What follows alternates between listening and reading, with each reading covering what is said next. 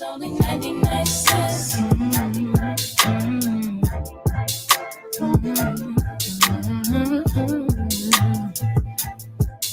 Yo. There's pressure that comes with the block. You could end up inside of a box when you get your knob buzzed by a op after getting set up by a thought. Opportunity, it doesn't knock. No, that sound right there be the cops. Yep. And all of that stress that we talking still beats punching the clock. You think I want to sweep your floor from 8 to 4? Fuck, I want to take your orders for when your favorite star got an Audemars that's worth more than mama's car. Type of shit make you want to say fuck the law. When your rent's due and your piss poor, nigga, we don't even own our own corner store. So quarter waters cost a quarter more, huh? Want to be an entrepreneur?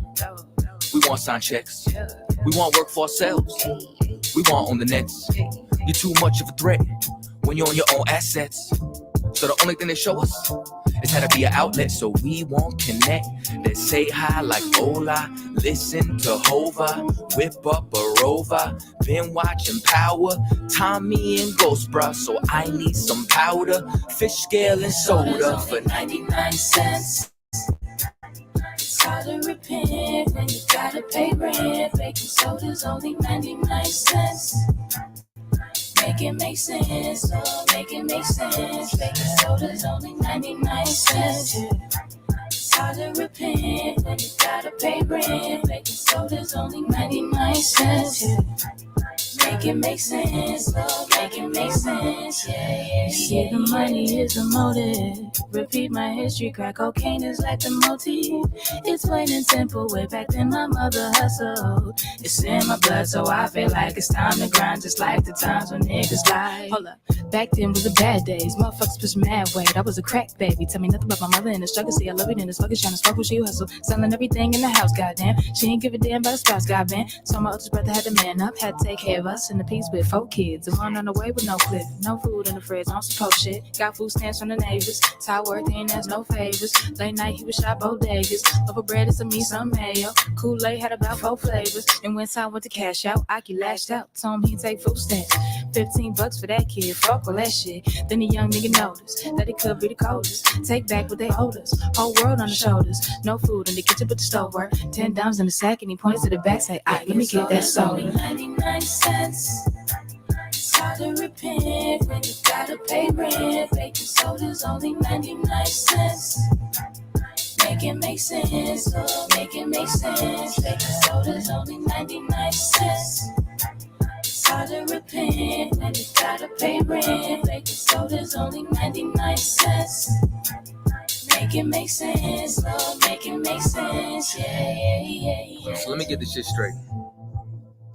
So I gotta go take out loans to go to school, to get a job, just to pay for the loans I took out in the first place?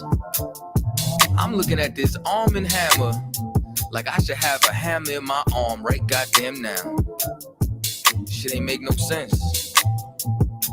Lord, make it make sense. Goddamn. Baking soda's only 99 cents. Hey, it's hard to repent when you gotta pay rent. Baking soda's only 99 cents. Make it make sense, oh, make it make sense. Baking soda's only 99 cents. Only 99. Hard to repent, you gotta pay rent. Baking soda's only 99 cents. Make it make sense, oh, make it make sense. Yeah.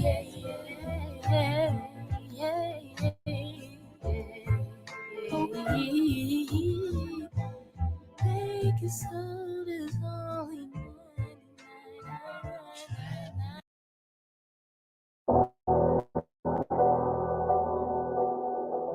I got you.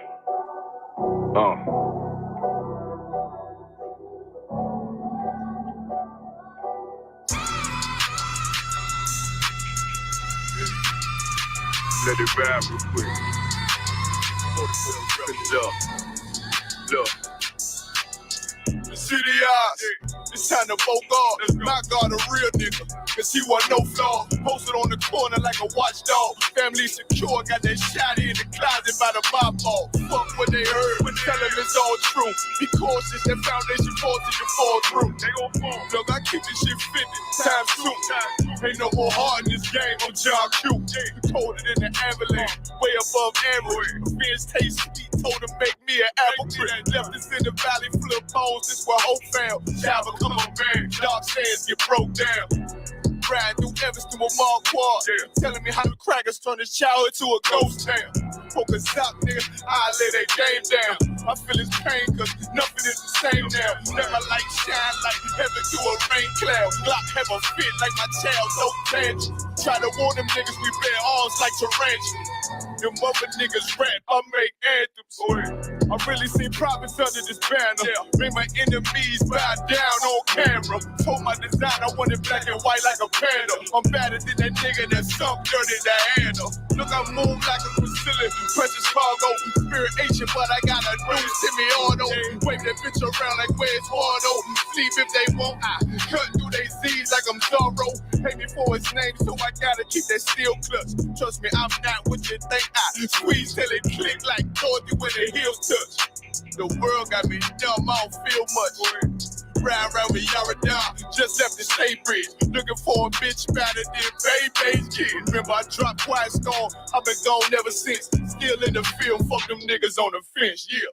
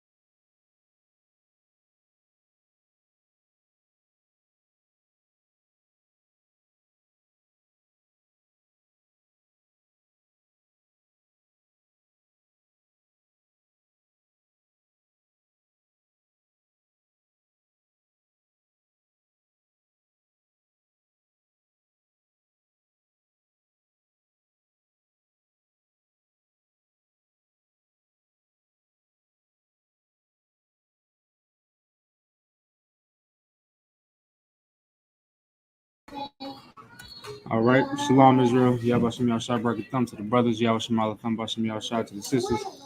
I'm Priest Officer Parag, holding down the Wednesday law class for the ISUPK coming out of Arizona. All right, if you watch at the very bottom of the screen, if you're watching online, you can see our class location, 12416 North 28th Drive, Phoenix, Arizona. We're in suite number 4, right off of the corner of 28th Drive and Cactus. All right, we got classes every Tuesday through Friday from 7 to 9 p.m. And every Saturday, we have our Sabbath services at 11 a.m. All right. Today's topic, what we're going to be going over is the title of today's class. If you're watching online, you can see it. It's what's the point of serving the Most High? What's the point of serving God? We're going to go over the benefit of serving the Most High. A lot of people ask this question. Some people ask it for a good reason. Some people ask it because they're questioning the Most High. But regardless, tonight we're going to get the answer. All right. And we're also going to understand what it actually means to serve the Most High. All right. Because a lot of people don't understand what that actually encompasses. A lot of people have a understanding of serving the Most High is the way that Christianity serves the Most High. All right.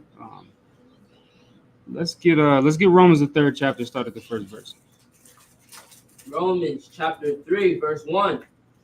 What advantage then hath the Jew? So what advantage then hath the Jew? Of course, we teach it here that the so-called blacks, Hispanics, and Native Americans are the Israelites. All right. This term Jew here is really just talking about Israel. All right. And it's saying what advantage has the Jew? We understand in here that we teach, and of course the Bible teaches all throughout the scriptures, all right, that the Israelites are God's chosen people. We all understand that. But Paul is now writing this letter to the church at Rome, right? A bunch of blacks and Hispanics, all right, back in 50 to 100 AD, all right, in the Common Era. All right, this is damn near 2,000 years ago, and he's talking to these brothers and sisters, and he's asking the question, what advantage had the Jew? All right, keep reading. or what profit is there of circumcision? Or what profit is there of circumcision? Understand that being a Jew or being an Israelite is not just being a nationality. That's not all that encompasses being an Israelite. We understand that there's laws, there's statutes, there's commandments, there's orders that we have to follow. All right. We also understand that the Most High can make you not an Israelite. He can cause you, even if you're the flesh and blood of an Israelite, he can cause you to not be an Israelite. He can cause you to be a Gentile, to be a heathen. We see that all throughout the Old Testament and the so-called New Testament. All right, the Lord can cut you off. The Lord can cut you off, and he will cut you off, because being an Israelite is not just about being born of the flesh and blood of being an Israelite. It's a covenant. All right, and that covenant, you have to take hold of it by keeping the laws, statutes, and commandments. And part of those commandments we understand is the circumcision. All right, throughout the New Testament, we find that Paul uses this terminology, the circumcision, to reference the law keeping or the covenant that the Most High gave to the children of Israel.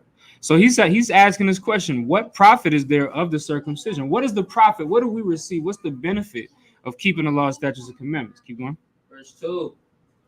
Much every way. Much every way. Every way. We profit in every single way possible by keeping the law, statutes, and commandments of the Most High.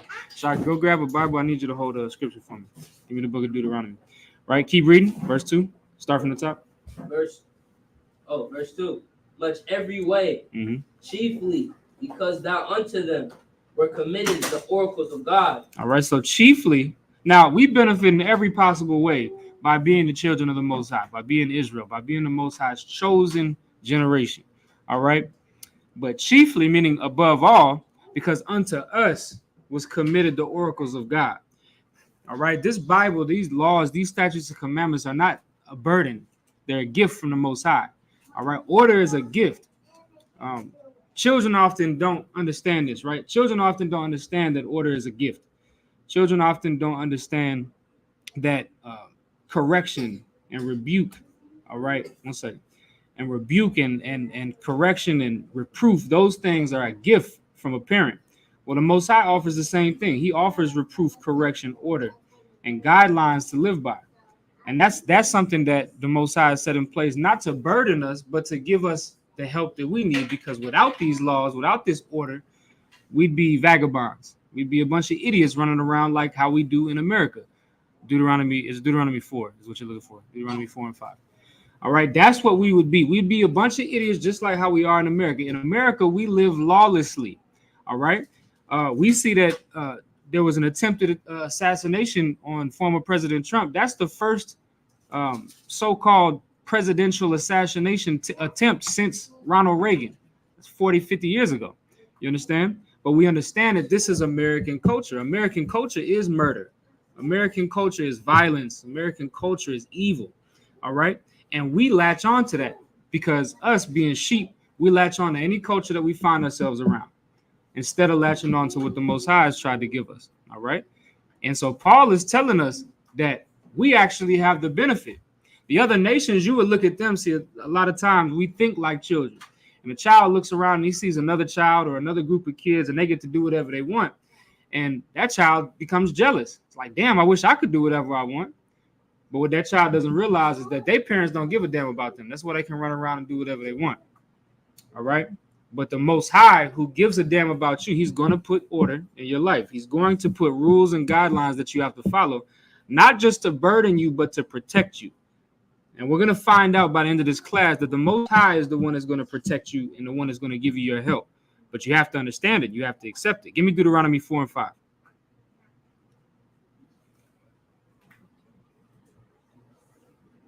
Deuteronomy chapter 4, verse 5.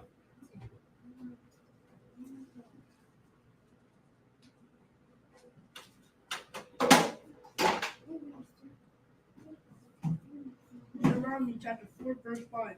Behold, I have taught you statutes and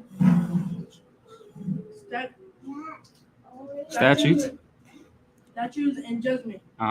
Even as the Lord my God commanded me, that ye should do so in the land whether ye go to possess it. So this is Moses telling the children of Israel, hey, look, the Most High commanded me. We understand Moses was the one that delivered the law to the children of Israel. He's reminding the children of Israel that the Most High gave me these laws to give to y'all. So that way, when y'all go into your land, you can keep these statutes, and it's going to give you what you need to survive, right? Keep going, verse 6. Verse 6. Keep therefore and do them, for this is your wisdom and your understanding in the sight of the nations. This is your wisdom and your understanding in the sight of the nations. The other nations are going to be able to look at you and understand you have wisdom. You're not a barbarian like them. You have guidelines and rules and ordinances that you follow. All right.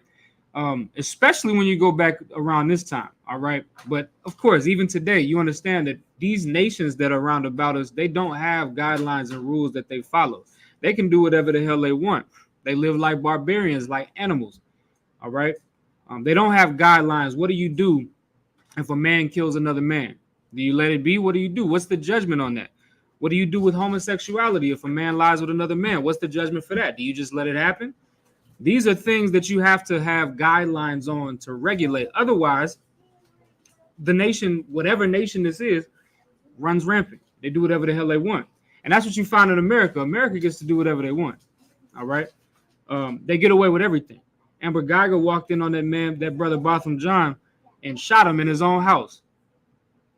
And she's barely going to do 3 years in jail for it. She killed him. She killed the man. You understand? Another white boy, what's the word that I can use on YouTube? Another white boy sexually assaulted some girl in the back of an alleyway during prom. He didn't get no jail time. You understand? Because in America, America is a lawless country, and everybody's starting to see it. That's why America is being looked at as a joke. All right, America is being looked at as a joke by all the nations around about us. That's why when you look on the news and you find out that people don't respect Biden, they don't respect the president, they don't respect the country, because America is a joke because it's not being governed by anything. All right, there's nothing but LGBTQ community stuff going on. That's all being promoted in the schools. In the army, they got videos of the army. The army is supposed to be strong. It's supposed to be full of valiant men. All right, but they got these army commercials where they dressed up in pride rainbows and flags. And you got transvestites, trans, what do you call them people? I'm trying to find the proper term for it. The term that's not going to get me cut off of this YouTube stream. All right, but y'all understand what I'm saying, right? They got all these types of people and LGBTQ members fighting in the military for America. Everybody's looking at America like a joke. You know why? Because America is not governed by the laws that other nations would look at as wise. All right, keep reading. Middle of 6. Which shall hear all these statutes and say, surely this great nation is a wise and understanding people. The other nations are going to look at us when we keep our laws, statutes, and commandments. They find out that we have all of these wise and righteous laws. We got laws that I always bring this one up. We got laws about when you build a house, you got to build a battlement upon the roof, so that way if somebody works on your roof, they don't fall off of it. All right. We got rules that and regulations that if you have a vineyard or if you have a farm or whatever where you grow on crops, all right, you can't pick off of the edges of that yard, that farm. All right. You're supposed to leave that for the stranger. If somebody's passing by and they're hungry, they can eat off of your farm. That's a law in the Bible. All right. That helps sustain an economy. And the problem is that we don't understand how beneficial these laws is for us. We don't understand how these things can help us in our day-to-day lives. And that's why most of us end up in the Christian church and step away from the law and say the law is sin and say the law is evil and say Satan wants you to keep the law, like how Creflo Dollar tries to preach it. All right. Not understanding that these laws are the very fabric of a proper society. And Moses is explaining this to the children of Israel, letting us know that if we were to keep these laws, statutes, and commandments, the other nations would look at us and they would say, this is a wise and understanding people. But how do the nations look at us right now? They look at us like a bunch of barbarians and savages. Why? Because we don't keep the law. We're getting high all goddamn day, drinking cough syrup and codeine, smoking weed, you understand, doing all sorts of wickedness, all right, robbing, stealing, killing. We're taking on America's culture instead of taking on the Israelite culture. So now, instead of the Israelite culture making us look wise and favorable to the other nations, now the other nations are looking at us like these are a bunch of savages because we're taking on a different culture. And that's why it's important to understand why we should serve the Most High. But let's keep reading. Give me verse 7. Verse 7. For what nation is there so great, who hath God so nigh unto them, as the Lord our God is in all things that we call upon him? Listen, what other nation is there that's so great that has the Most High so close to them? There's no other nation that has the Most High close to them. We understand that the Most High is the Father of spirits. We understand that the Most High created all the nations and all of the people. We understand that. All right. But just like we find in the book of 2nd Ezra, the 6th chapter, the Most High has a specific chosen people out of all of his creation, a special people. And there's no other nation that has God close to them. But the problem is that nobody's looking at us like that right now because we're not showing this. We're not showing the keeping of the law, statutes, and commandments. So we don't look wise. It don't look like God is with us. It look like every Sunday we go to the Christian church to try to strive and fight for God's acceptance, and he won't give it to us because we still kill each other, because we're still dying at the hands of of our oppressor. You understand? So it looks like God is far away from us. But that's, of course, because we're not doing what's being prescribed in his Bible. Keep reading. Verse 8. Verse 8. Verse 8. And what nation is there so great that hath statutes and judgments so righteous as all this law which I set before you this day? And Moses is asking the question, what other nation has laws this great? You understand? When you go throughout the first 5 books of this Bible, some people say it's around 613 laws. All right. It's somewhere around that number, but it's a whole lot of laws and ordinances that are for our betterment. All right. Laws about, you take the cleanliness laws for one. All right. Those are laws of those are, when you go into the Bible, they're called laws of separation. All right. Well, what we will find today is laws of quarantine. We got actual laws that govern, that say that you have to be separate from the congregation for this amount of time. Let's say if you have an issue of blood. All right. And a multitude of other things, right? It's all outlined in this Bible that gives us these understandings and these ordinances that are right. If everybody would follow the quarantine laws, like the way that our oppressor tried to implement them in when the COVID-19 was happening, everybody be all right. Those laws come from the Bible. You sick, stay away. You got mucus coming out of your body, you stay away for 7 days. You understand? You got an issue of blood, you stay away from the congregation. All right. There's a specific set of laws for that. There's a specific set of laws for the times that we congregate with each other. When you go to Leviticus, the 23rd chapter, you find out there's certain times of the year that we get together, we congregate, and we have a feast. 7 times of the year is mandated. All right. Leviticus, the 11th chapter, what you should and should not eat, what you can and cannot eat. You understand? And the things that we're not allowed to eat are the things that are the bottom feeders, the things that make people sick, the things that cause heart disease. All right. And all of these different terrible health conditions that we face as Black people in America, all could be eliminated and eradicated if we were to follow these laws. All right. And so that's what Moses is trying to explain. He's trying to make the Israelites to understand that this is not a burden. Keeping the law is not a burden. It's not a bad thing. All right. It's something that the nations are going to look at and say, God is close to these people because God is watching out for them. The New Testament says that the Gentiles are going to bring us to jealousy. Well, we should be bringing them to jealousy. All the other nations should look at us and be like, damn, I wish God was that close to us. I wish God blessed us like that. But of course, when we follow after them and try to be like them, we get further and further from the Most High. Give me verse 9. Verse 9. Only take heed to thyself and keep thy soul diligently,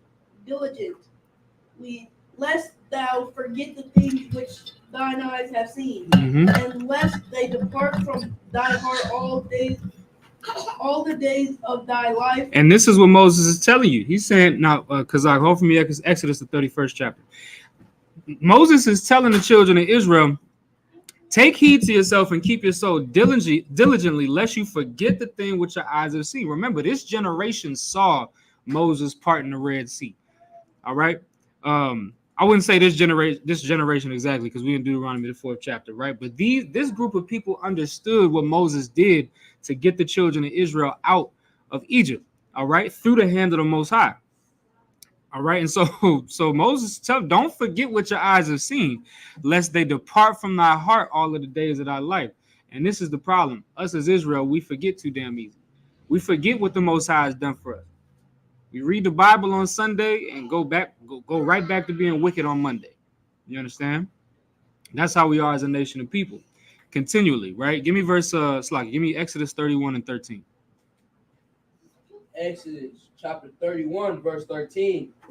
Speak thou also unto the children of Israel, saying, Verily, verily, my Sabbath ye shall keep, for it is a sign between me and you throughout your generation, that ye may know that I am the Lord that doth sanctify you. This is an excellent and important commandment of the Most High. All right. A lot of people look at the Sabbath as grievous. Like a lot of people look at the Sabbath as like it's something terrible and you got to shut down for a whole day. You can't do nothing. When that's not at all what the Sabbath was for. Even Christ himself said that the Sabbath was made for man, not the other way around. All right. So the Most High created the Sabbath day and gave it to us as a sign between us and the Most High, that we might know that the Most High sanctifies us, sets us apart.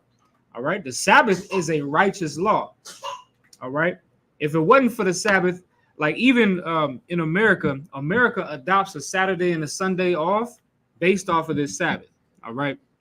Because if it wasn't for that, our oppressor would just work us 7 days out of the week. And for a lot of us, he does. A lot of us don't get no breaks. All right. But this is a righteous law. The Sabbath is something that's extremely important because it gives you a day of rest throughout the week. And if you take it on to another level, there's something that's called the year of Jubilee. All right. The year of Jubilee is every 7 years. If you have a farm or if you have land, you let the land rest on that 7th year for the whole year. All right. And when you let that land rest, you allow that soil to recuperate. All right. And to become more fertile. In America, they don't do the year of Jubilee. So they going at that ground day in and day out and destroying that land. And then once that land is all destroyed and torn up, they just move to another plot. And they're destroying the land. All right. But according to our law, we let the land rest. All right. Every 7 years. All right. And that's just another one of the hundreds of righteous laws that you find that the other nations would look at and say, damn, this is a good idea. All right. But that wisdom only comes from the Most High. Give me Luke, the 1st chapter. Go ahead and skip over to that. Give me Luke, the 1st chapter.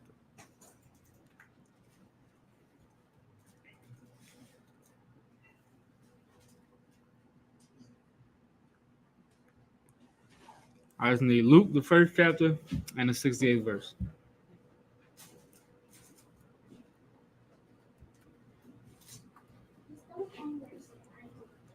Luke chapter 1, verse 68. Blessed be the Lord God of Israel, for he hath visited and redeemed his people. Verse 69. It hath raised up an horn of salvation for us in the house of his servant David. Verse 70. As he spake by the mouth of his holy prophets, which have been since the world began. Right. The Most High, it says, blessed be the Most High, because he has visited and redeemed his people. And he's raised up a horn of salvation. Who is that horn of salvation? We understand that that's Christ. All right. Because even within the Most High's laws, all right, and him giving us those laws and giving us that covenant that says that we have to keep these laws, statutes, and commandments, and he'll be our God and we'll be his children. When we broke that, the Lord should have cut us off according to that covenant, because we broke that covenant. We broke the contract. But due to the Most High's mercy, he gave us an out. All right. He gave his son to die to be a perpetual sacrifice for the sins that we committed in the covenant that we broke. All right. And so that's what being spoke of right now is he has raised up an horn of salvation for us in the house of his servant David. That's talking about Christ being raised up for us. All right. And that's something that the Most High did not owe us. He didn't owe us that second chance. All right. Because the contract that we signed with the Most High says that we're to die, to be cut off from Israel if we break those commandments. And we did it. But of course, with the Most High's loving kindness and with his mercy, he extended us that horn of salvation. Give me verse 70. Verse 7. As he spake by the mouth of his holy prophets, which have been since the world began. Verse 71, that we should be saved from our enemies and from the hand of all that hate us. And that's what salvation is. When anybody tries to ask you what salvation is, you just take them to Luke, the first chapter, the 68th verse. You read that on down and you understand what salvation is. See, the root word of salvation is to be saved, all right? And when people try to say that the other nations can have salvation, well, you would have to understand what salvation is first. Salvation is to be saved from something. So who needs saving? All right, what nation of people needs saving? We understand that when we go through this Bible, we understand the curses in this Bible. The nation of Israel is the nation that needed the saving. The Lord saw that, he sent Christ. And that's all that salvation is. And what he's saving us from is our enemies and from the hand of all that hate us. That's part of the gospel. All right. When we read in the book of Isaiah, the 60th chapter, we find that the gospel is this salvation from our enemies and from for the freeing of the captives. All right. That's what this salvation is. All right. And that's the benefit and the point of serving the Most High, is to receive that. Because we're going to find out as we go throughout this lesson, we'll find out that it's not always going to be you just get to sit in America and live off of the fat of this land and try to be American and try to amalgamate with this culture. You're not always going to have this opportunity. All right. The Lord is going to strip that opportunity from you when he burns this place up, and he'll leave you here while the righteous are brought up on the chariots to go serve the Most High in the wilderness. All right. And we'll find that out in just a minute. Right. But let's keep going. Verse 72, to perform the mercy promised to our fathers and to remember his holy covenant. Verse 73, the oath which he sware to our father Abraham. Verse 74, that he would grant unto us that we be delivered out of the hand of our enemies, might serve him without fear. Verse 75, in holiness and righteousness before him. Go get one of them all the days of our life. Verse 76. That's it, right? So that's the oath that the Most High swore unto Abraham was that he would make many nations out of Abraham and make his seed plentiful and blessed. And that's the children of Israel. Give me Judith out of the Apocrypha, the book of Judith. All right, Judith, the ninth chapter. All right, that's what we got to look forward to. So I want y'all to also understand another thing, right? A lot of people will never understand or receive the benefit of serving the Most High because they never end up serving the Most High. All right, a lot of people will claim to. A lot of people will go to the Christian church, try to do it there. They won't be serving the Most High there. A lot of people will pretend to come into the truth and sit in these classes and try to check in and all of these things, but never properly serve the Most High, and they'll never receive the benefit of the Most High, of serving the Most High. All right.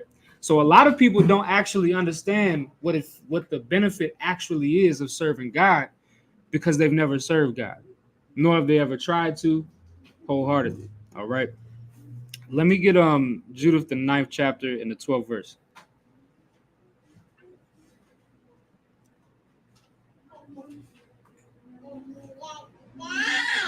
The first verse? Judith 9 and 12. Judah, chapter 9, verse 12. I pray thee, O God of my father, and God of the inheritance of Israel, Lord of the heavens and earth, creator of the waters, king of every creature, hear thou my prayer. Verse 13. And Judith, just so y'all can have a little bit of a backstory, Judith was a bad sister, all right? We'll read about her. I'm going to do a class on her likely next week. But I want y'all to understand that this sister understood the power of the Most High and the benefit of serving God. She understood it. And the reason why we know that she understood it is because of what she just said and what she's about to say. All right. The way that she started this prayer was extremely powerful. She said, I pray thee, O God of my father and God of the inheritance of Israel, Lord of the heavens and earth, creator of the waters, king of every creature, hear thou my prayer. Like, she gives utmost reverence to the Most High when she starts off this prayer, but it gets even heavier. All right, give me verse 13. Verse 13. And and make my speech and deceit to be their ruin and strife, who have purposed cruel things against thy covenant, and thy hallowed house, and against the top of Zion. Zion, and Go ahead. and against the house of possession of thy children. Right, and so we have to understand that she's praying against the enemies, just like how we do on the Sabbath day. All right, when we pray the Psalms, the 83rd chapter. All right, praying for the Most High to smite the enemies of Israel. All right, this sister was absolutely adamant on praying for the same thing. All right, give me verse 14. Verse 14, and make every nation and tribe to acknowledge that thou art. Give me Psalms 91. And thou art the God of all power and might, and that there is none other than the protective. Read that again. And that there is what? That they're protective. No, read that. And that there is. And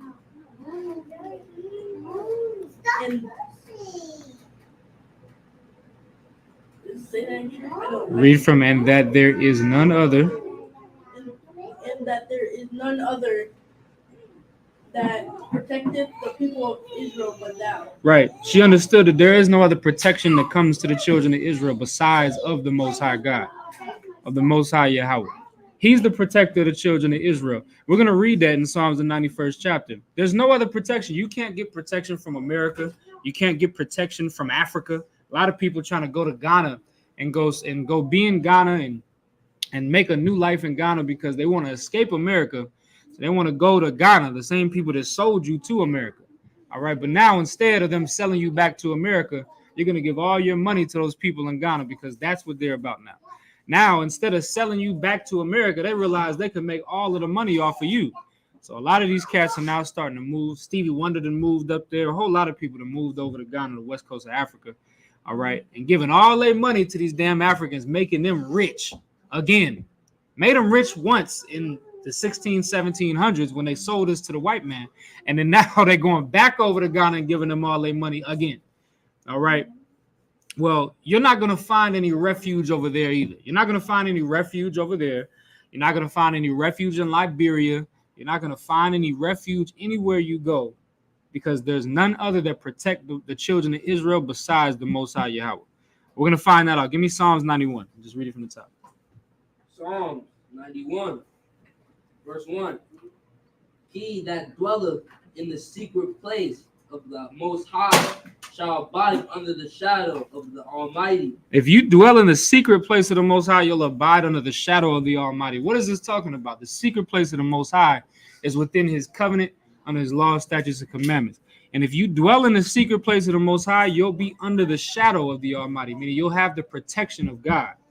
See, the Most High will protect the children of Israel. And the reason why you don't see it happening right now, because by and large, the children of Israel are not abiding under that secret place of the Most High. We're not latching on to the covenant. We're not keeping the law, statutes, and commandments. Everybody talking about committing adultery. Every song you turn on, a dude talking about he having sex with some other man's wife. Every song you turn on, somebody talking about getting high off of opiates, drinking lean. Everybody's talking about smoking weed, talking about killing somebody. All right. That's the lifestyle that we've made in America. And that's why we don't abide under the shadow of the Almighty, because we don't dwell in his secret place. We don't keep his law, statutes, and commandments and keep his covenant. All right. Verse 2. Verse 2. I will say of the Lord, he is my refuge and my fortress, my God, in him will I trust. Right. I will say of the Most High, he is my refuge and my fortress. See, this brother David is putting his power and his trust in the Most High. See, it's easy to put your trust in America when America tries to feed you this narrative that this is the land of the free, home of the brave. You can be anything you want here. So you put your trust in America. You put your trust in the education system. You put your trust in the legal system. You put your trust in the religious system.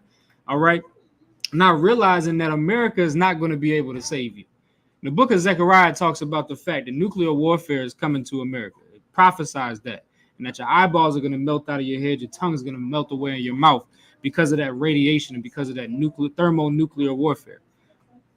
America can't save you from that because that's a judgment on America.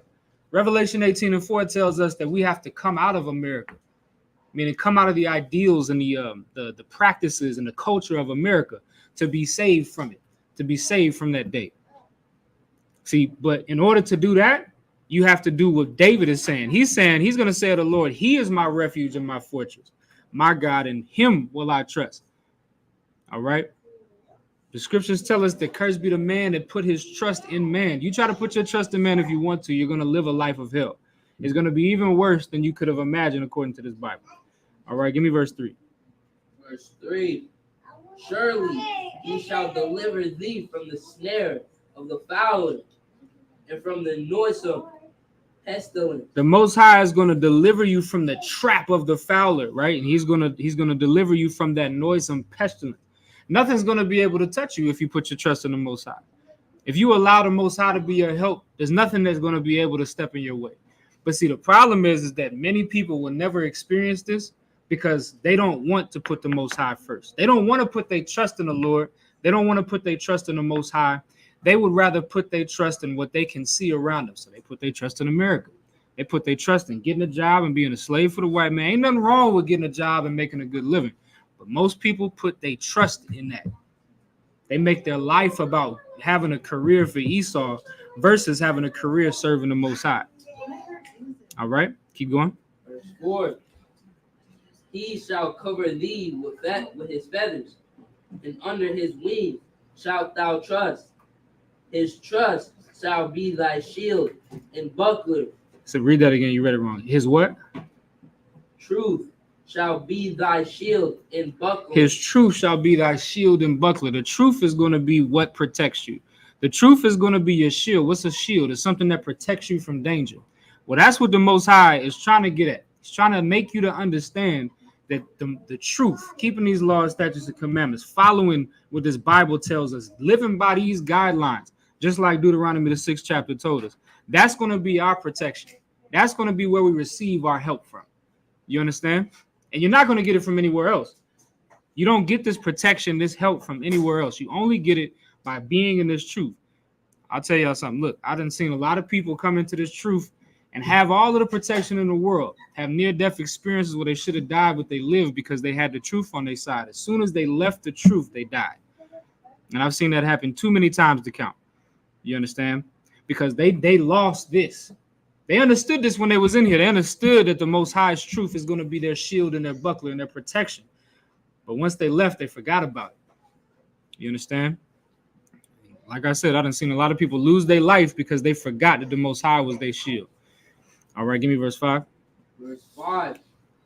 Thou shalt not be afraid for the terror by night, nor for the arrow that fleeth by day. And you're not going to be afraid for the terror that comes by night, nor for the arrow that flieth by day. Nothing is going to be able to move you. Nothing's going to be able to shake you. But see, that comes with faith. The scriptures tell us that it is better to fear the Most High than to fear man. You understand? Because the Most High has the power to kill your body and your soul. A lot of people fear the man, a man that can just take your life. But the Most High can replenish your soul. You understand? You got to fear the Most High that can take your soul and your body and cast it into the pit of hell. All right? And put you in an even worse condition than you could have ever imagined. All right? And that's why David was a man of war. He was a smart brother. And he said, thou shalt not be afraid for the terror by night. Meaning, imagine being in the worst predicament of your life at night when there's no sunlight out, no lights out. You can't see nothing. You know your enemies are surrounding you. Death is knocking at the door. Imagine being in that scenario and not being afraid. Imagine being in a scenario where you know death is knocking at the door. Terror is coming by night. And you're not afraid because you have a trust and faith in the Most High. That's what David is telling us to bank on. David is telling us to bank on that, on our faith in the Most High. And if you do that, you're not going to be afraid of the terror that comes by night, nor the arrow that flies by day. All right? Give me verse 6. Verse 6. Nor for the pestilence that walketh in darkness. Nor for the pestilence that walketh in darkness. Ain't no plague or disease that can come my way that can hurt me. You understand? A lot of brothers in the school when COVID-19 was going on, we ended up getting it. A lot of us. All right, but we had faith and trust in the Most High. We wouldn't like so many of the other people that was, they was going crazy. They got COVID. They wanted to blow their damn brains out. They thought they was gonna die. You understand? But we wasn't afraid of that pestilence that walketh in the darkness. That pestilence that you can't see. We wasn't afraid of a sneeze, of a cough, like America was. You understand? Because we had our faith in the Most High. Keep going.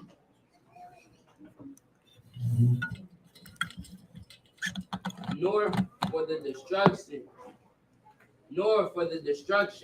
that wasteth at noonday. Nor for the destruction that wasted at noonday. Babylon's going to fall. America is going to fall.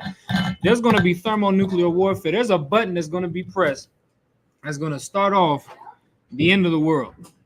Meaning nuclear weapons are going to be flying and dropping down on these places. And this world is going to be destroyed utterly. And we're not afraid of it. We know it's going to happen, but we're not afraid of it. Why? Because we also understand that the Most High is on our side. And he's doing that for us. He's going to destroy this place for our sakes. Keep reading. Verse 7. 1,000 shall fall at thy side, and 10,000 at thy right hand, but it shall not come nigh thee. We'll see everybody around us dying, but it's not going to touch us. Why? Because the Most High is on our side. Because we dwell in the secret place of the Most High. So we abide under the shadow of the Almighty. Because that's the type of confidence that you can have. Like we just read, right? We're not afraid of the terror that come by night or the arrow that flies by day. That's confidence. That's confidence and faith that the Most High is with you. But you can't have that confidence or faith if you're not sure if the Most High is with you, because you haven't been doing your end of the deal. See, the Most High is not a man that he should lie. He's not like you or me. He doesn't make false promises. He don't change his mind. Malachi 3:6 says the Lord doesn't change. You understand? So he's not going to go back on his deal. The Lord said that his words will not come back unto him void. He said what's going to happen is going to happen. He told us that if we took hold of his covenant, that he will protect us. So if the way that you can have that type of confidence and that type of faith, the only way you can have it is if you know for a surety that you're serving the Most High to the fullest of your extent. All right? But that's between you and the Lord. You can't tell me.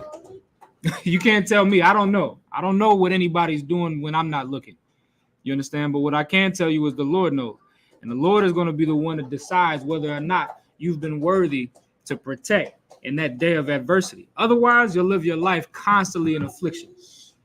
And ask anybody that doesn't serve the Most High, that's what they live their life like, in constant affliction. A lot of people, and then if they don't know that's why it's happening. Because a lot of times people will be like, well, why is this happening to me? Why is this always happening? Why is always something going wrong with me? Why am I losing this job? Why am I always having this happen? Well, the reason why is because the Lord is not on your side. And it's something that you have to do to fix it. And David understands that. Let's keep reading. Give me verse 8. Verse 8. Only with thine eyes shalt thou behold and see the reward of the wicked. Verse 9. That's it. So we're going to behold the reward of the wicked. We're going to understand that once again, there'll be 1,000 at our left side and 10,000 at our right. They're all going to fall. They're all going to die. They're all going to be destroyed. But it'll be us that's left standing. That's only, of course, if we take hold to the covenant that the Most High has extended out to us. All right. And that's the point of serving the Most High. That's the benefit. That's how we benefit in serving the Lord. All right. Give me verse. Matter of fact, give me the book of Deuteronomy. Deuteronomy, the 28th chapter.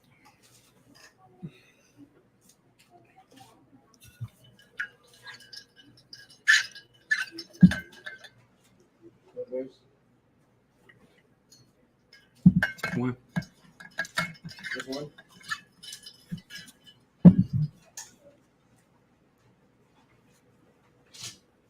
Deuteronomy chapter 28, verse 1. And it shall come to pass, if thou shalt hearken diligently unto the voice of the Lord thy God, to observe and to do all his commandments, which I command thee this day, that the Lord thy God will set thee on high above all nations of the earth. This is a contract. You understand? This is a contract this is the contract that I've been talking about this whole time. And this is a contract that, whether you like it or not, you've signed this contract for your forefathers. Your ancestors, thousands and thousands of years ago, about 3,500 years ago, have signed this contract for you. And it's too late. You can't go back on it. All right. And so Moses is telling us, he's outlining he's outlining this contract for us, and he's letting us know if we observe to do all of the commandments that the Most High has given us, then the Most High is going to set us on high above all the other nations. Keep going, verse 2. Verse 2. And all these blessings shall come on thee and overtake thee, if thou shalt hearken unto the voice of the Lord thy God. That's the benefit of serving the Lord. That's part of that contract. And see, what we have to understand is, once again, I'm going to say this over and over and over again, a lot of people will never experience this. A lot of people will never experience an overtaking of blessings because they never actually took hold of this contract. All right. Their forefathers broke it, and they continue to break it today. Don't let these rappers and entertainers fool you, man. They might have all of the money in the world, but they live terrible lives. And most of them will tell you that. Most of them will tell you in these interviews, if you watch interviews of these people that's got these millions of dollars, they strung out on drugs, they live terrible lives. And 10 years later, when they finally get clean, they've lost their family because they were terrible people. All right. They spent all of their money, and now they're trying to build back up from the bottom. Because the scriptures tell us that the riches of this world are foolish. The gains of this world are foolish. All right. This is the real game. Getting these blessings that'll come on us and overtake us only if we hearken unto the Most High God. Drop down to the 15th verse. I wasn't going to read this, but let's read this for a second. Verse 15. Cursed be the man that maketh any graven or molten image. Where you at? No, Deuteronomy 28 and 15. Oh, my fault. Deuteronomy chapter 28, verse 15. But it shall come to pass, if thou wilt not hearken unto the voice of the Lord thy God. This is also in that contract, right? Go ahead. To observe to do all his commandments and statutes, which I command thee this day, that all of these curses shall come upon thee. Now, if we don't keep the law, statutes, and commandments, instead of all of these blessings that come on us and overtake us, now these curses are going to come on us and overtake us. Keep going.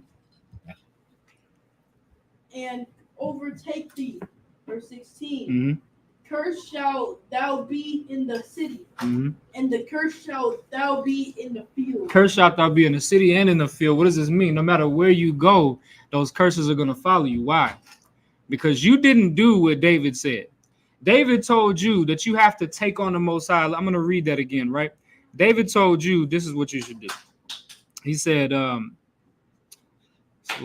will say of the Lord, he is my refuge and my fortress, my God, in him will I trust. See, when you decide that you're going to step away from the contract that you made with the Most High, you're going to stop keeping his laws. You're going to do what you want to do now. You're not going to do what your God told you to do. You're going to do what you want to do. You've now put off that trust in the Most High. You understand? And that's a problem. That's why we're in the condition that we are right now as a nation. Another thing that we have to do is we have to realize that this isn't just about us. You're not bigger than the program. All right. We are a nation of people that have gone through too many things. All right. And the reason is not because of each individual person. We're not an individualistic society. We're collective. All right.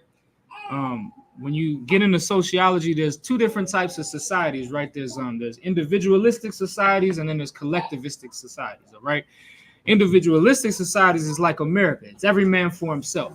They put on this facade of like, oh, we're all one nation, but in all actuality, it's every man for himself. I'll step on toes if I have to do better for myself. I'll step on toes to get this raise or to get this position at this job. All right. The billionaires of this world have stepped on thousands of toes to get where they are. That's an individualistic mindset. All right. A collectivist mindset is something that it's not just me. It's not about me having $1 million. It's about us having $1 million. It's about us together. And that's the way that the Most High, that's of course when I read that or when I referenced that commandment earlier about if a man has a field, a farm with crops on it, he doesn't take all of those crops. He leaves the edges so that way if a stranger's passing by, one of his brothers that's on a travel, he has some food to eat. That's a collectivist mindset because you're not thinking, damn, no, I need all of that so I can harvest it, so I can sell it. See, an American individualistic mindset, you would be like, I'm not leaving the edges of my field so somebody can come take it for free when I could have all of that to myself. An individualistic mindset is greedy. The Most High set us up to be collectivists, to not only think about ourselves, but to think about what we can do for our nation. Who coined? I think that was Reagan that said that. He said, no, that was Kennedy, I believe. John F. Kennedy. He said, don't think about what your country can do for you, but think about what you can do for your country. Now, America doesn't hold to that. An American said that, but America doesn't function and operate like that. But the Lord operates like that. Don't think about what Israel can do for you, how much money they can give you, and how much you can gain out of this. Think about what you can do to put into this nation. All right. That's also another benefit of serving the Most High, because now you don't always have to strive for yourself. Now your brother is striving for you. Now your sister is striving for you.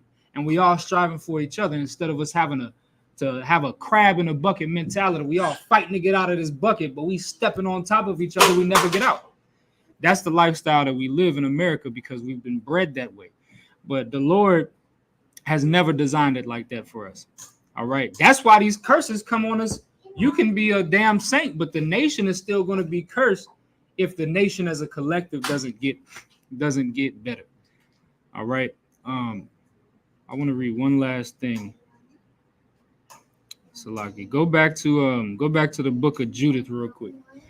Go back to Judith, the 9th chapter. I want to read something one more time.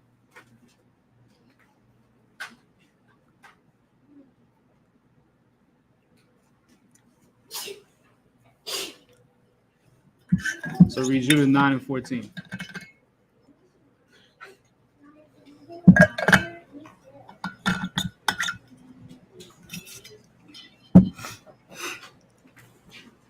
Judith chapter 9, verse 14. And make every nation and tribe to acknowledge that thou art God of all power and might, and that there is none other than the protective. Read that again. And that. And make every nation and tribe to acknowledge that thou art the God of all power and might, and that there is none other than that protected the people of Israel but thou. See, this is important for every brother and sister to understand. I read this again for a reason, because I think this is probably my favorite verse. I want to say my favorite verse in the Bible. It's up there though. It's up there because this is a revelation. It's a realization. All right. That there's none other that protecteth the people of Israel but the Most High. And it's a revelation and a realization to understand, to stop putting your trust in anything other than the Most High. You have to understand that the Most High is going to be your helper. You have to understand that the Most High is the one that's going to get you out of a bad situation. He's going to be the one that puts you in the good situations. You understand? So we're going to close out the class with that. That's the point of serving the Most High. All right. With that being said, you step up here. You want to get a Hebrew name today? So clap it up.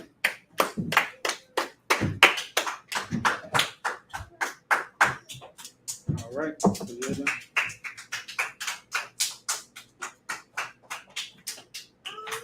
All right. So what we've been reading in this class is a lot what you want to remember about your name. Your name is going to be Izar Ya'ala, which means my help is God, or my help is Yahweh. You understand? But we just read everything that we just talked about, right? Understand that the Most High is going to be your help through everything in your life. That's something that you specifically got to understand. You're going to have to put all of your faith, all of your trust, everything in your will to the Most High. And if you do that, based off of your name, if you do that, the Most High is going to make everything that you touch turn to gold. You understand? Yes, All sir. right. So your name is going to be Isaiah Allah. All right. So I'm gonna say these prayers and do it like we always do it. This time when I point to you, you're gonna say your new name. All right. Yes, sir. Ya Baraka Yahweh, wa ya Shamarka, ya Ar Yahweh Pan Yahweh, Alyaka, wa ya Kanka, ya Sha'a Yahweh Pan Yahweh, Alyaka, wa ya Shamlaka. Shalom, Yahweh Ba Shem Yahweh Shai, Barak, Waka, Magan, Hagan, Isaiah. Isaiah Allah, Isaiah. Isaiah Allah, Isaiah. Isaiah Allah, Isaiah. Isaiah Allah, Ba Shem Yahweh Shai, what I'm on. All right, what we just said in the English was Yahweh bless thee and keep thee. Yahweh make his face shine upon thee and be gracious unto thee. Yahweh lift up his countenance upon thee and give thee peace. Yahweh in the name of Yahweh Shai, bless, heal, shield, and protect. Isaiah Allah. All right. That being said, we're gonna go ahead and close out the class with a salute. Sisters can be seated, men of Israel. We're gonna give each other a courtesy salute to close out the class. Men of Israel, Amajim Shabbat, Amajim, Barak. Yahweh Ba Shem Yahweh Shai Brakatah. So out towards the sisters. Sisters Amajim, which means to stand. And give the sisters a courtesy salute. Y'all can do your hands like this. Come on. You there? Come on. Okay. All right. Give the sisters a courtesy salute. Men of Israel, Amajim Shabbat, Amajim, Barak. Yahweh Shamar Lathan Ba Shem Yahweh Shai. Yadu Matzah, dismissed.